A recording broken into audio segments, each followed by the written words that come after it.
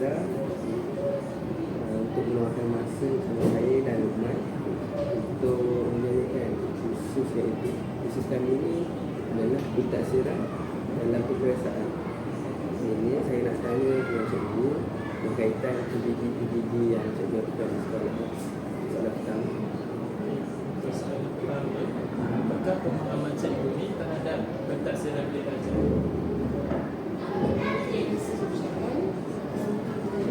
Tentang pentaksiran bilik ajar, juga salah satu instrumen yang digunakan oleh guru untuk menentukan tahap kepesanan dari murid atau tahap pencapaian dia sebagai kelas. Terima kasih. Dalam kelas biasanya PGD apa yang digunakan oleh cikgu untuk menilai kepesanan murid? Jadi instrumen dia biasanya guru akan menggunakan 4 jenis instrumen, iaitu penilaian, lisan, pemeriksaan dan pentaksiran. Jika dari segi pemerhatian, dia seperti regulasi kerja murid. Seperti belajar, kita harus belajar dan pengeluaran. Jadi setiap kerja tu kita boleh latihan dalam kelas ataupun kerja dan kita akan nilai situ. Yang kedua, lisan yang akan soal jawab. Disebabkan kita mengajar satu topik tu, selesai satu topik ataupun masa sesi pelajaran tu ada soal jawab dan satu nilai. Kita nak menilai kemudian yang ketiga iaitu lisan. Lisannya kasi kerja murid, latihan. Kemudian lisan salah satu dia penghasilan kerja projek. Contoh macam UPN, kita buat panitia bahasa Melayu, kita dah sepakat buat persurat. Macam tahun lepas, kita buat persurat bahasa. Dia secara individu. Kita buat bahasa individu dan panitia buat. Itu salah satu item pertolongan penulisan. Ya, saya bagi kerja murid dan penulisan. Yang keempat, pentaksiran. Pentaksiran ni soal dia sebenarnya macam aktif atau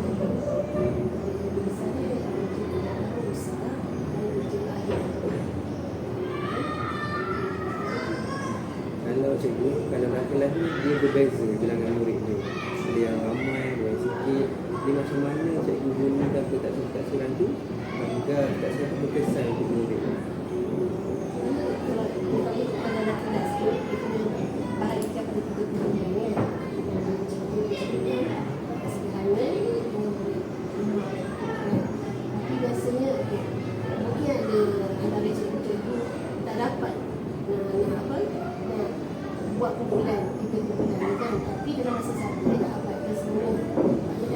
Dalam kuasa pembelajaran tu, macam aku mengajar, kita dah satu topik tu, sesi soal jawab contoh tu perhatian ataupun bisa ya soal jawab dalam kelas. Mungkin dalam untuk murid yang cemerlang ni, kita soal dengan aras lebih tinggi. Soalan masih dalam topik dan kita baca lah yang dia baca. Macam murid saya kita soalan lebih sederhana. Kerja latihan kan, bagi murid yang cerita pemulihan sebagai nasi goreng pemulihan atau bagi latihan yang sama dengan murid yang lain ni. Murid pemulihan menganggap kerja kan, dia bagi sebenarnya kita boleh bagi sama dengan murid yang kemudian cemerlang yang sebenarnya. Jadi itu salah satu cara membezakan bagi rasa dengan murid. Tapi masih lagi dah satu topik yang sama, materi yang sama. Bolehlah kita bagi materi lain. Cuma dia soalan kita berbeza sikit. Supaya dia boleh faham. Jadi dalam satu kelas macam tu ada berbeza pentaksiran dia, berbeza soalan. Ya, dari segi macam latihan lah. Latihan yang macam ujian ataupun pentaksiran yang sebenarnya ujian pengetahuan dengan ujian akhir semester itu sama belaka. Latihan ada kelas. Soalan seterusnya, bagaimanakah cikgu memilih item atau soalan bagi semua pentaksiran tersebut? Macam yang soalan ujian pengetahuan dan ujian akhir semester ini, setiap panitia cikgu boleh tunjuk. Jadi guru boleh bincang, boleh soalan. Jadi cikgu macam guru BM kan, kalau kita BM boleh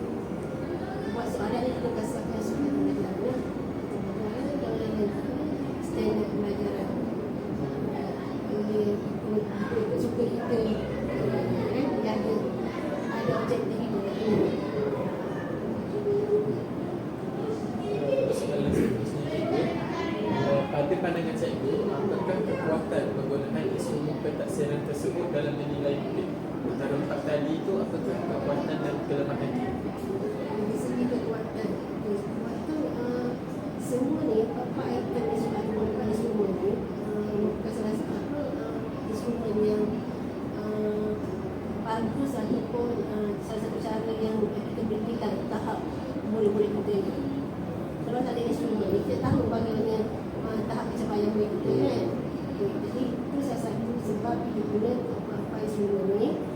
Dari segi kelemahan, antara beberapa ni contohnya katakanlah penulisan. Penulisan ni bukan semua murid yang boleh menulis dengan baik. Contoh kalau murid pemulihan, kita bagi kita buat pelatihan kan, memang latihan tahap rendah penulis lain, tapi tak semua yang boleh menguasai dengan baik. Ada yang buat itu masalah lebih pada masalah pribadi. Lebih pada masalah pribadi, yang tak ada di sekolah, dia banyak hari dah tak ada di sekolah. Jadi secara tak langsung kita boleh nak menguasai ini. Walaupun kita bagi soalan yang mudah, tapi kita kena menguasai lagi. Lagi macam kerja-kerja projek, kerja projek sebenarnya banyak bantu sebenarnya. Tapi bagi murid yang tak cakna ni, ambil mudah ni, cakap macam mana pun, dia buat lebih kurang. Hantar, tapi hasil dia memang tak bagus kan? Jadi penilaian pentadbiran dia rendah kan? Dari segi instrumen pentadbiran tu okey, di sini tempat ni memang bagus kan? Cuma hasil yang dia terima daripada murid tu dah kan?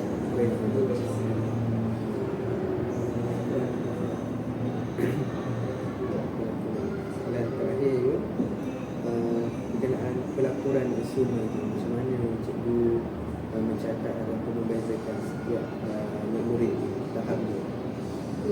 Setiap guru kena buat laporan transip. Bukan subjek bahasa Melayu, itu semua subjek. Jadi guru ni setiap kali dia mengajar ada pembelajaran dia kan. Setiap pembelajaran dia, setiap kali yang telah hari ni dia baca setiap pembelajaran, dia macam-macam tu, dia tulis satu kan. Lepas habis mengajar, kita kena tanda tahap pencapaian dia, tahap penguasaan dia. Dia masih dulu ada transip. Jadi sampailah satu tempo, kita dah ada sampai pertengahan tahun, memang pihak sekolah akan minta dia akan buat lulusan, akan mula rekod pendidik. Kalau transip, transfer ke rekod pendidik. Itulah pencapaian transip teknologi ke pertengahan tahun, sebelum sampai akhir. Memang setiap guru dia ada transip. Tak boleh dapatkan waktu dulu kita macam zaman dulu ada kebiasaan akhir tahun baru keluar kan. Ini sepanjang masa sebab PBD kan berterusan. Yang bukan PBD berterusan dan ujian akhir kan. Tapi berterusan lah. Kita buat setiap hari. Tak semestinya setiap hari kita bagi latihan, kita bagi latihan dah. Maksudnya kalau ada latihan kita buat latihan berapa. Kita semak kan seperti murid tu. Kalau kita hari tu kita belajar jadi kan bagi kan nota kan ketik je lah apa yang ketik tu sebab tak ada penasiran kan maklumat Nama tu setiap ada. bulan transip maju kita dan biasanya bulan transip yang rekod PBD ni dia akan sebab lagi beberapa pengukuran kan menulis lagi selepas turun ke pertengahan lepas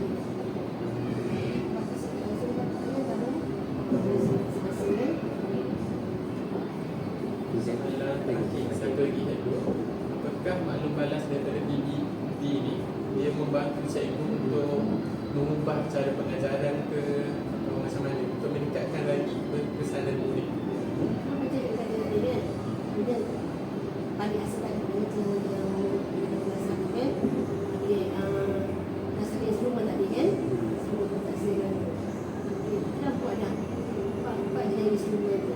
Kita empat instrumen tu ada yang lebih baik, ada yang seadanya, ada yang kurang. Kita tengok mana yang sesuai dengan murid kita.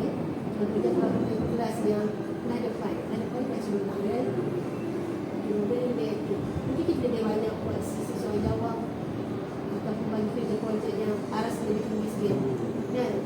Kalau punya murid yang lemah macam kelas yang betul-betul yang keempat ni, kelas yang lemah kita akan bagi instrumen yang mudah. Jadi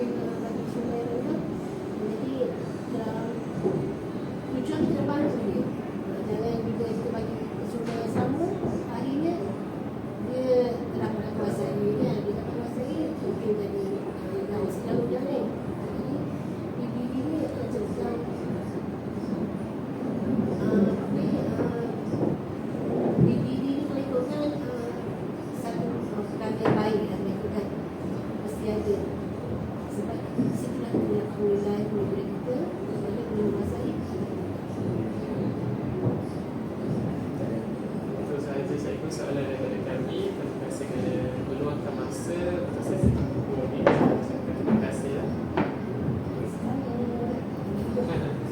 Masa nanti nak tengok di belakang berada buku scrap ni.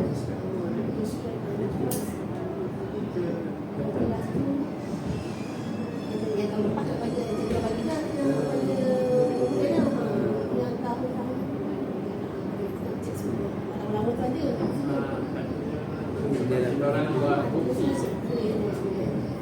Nama dia kata mana sini mana?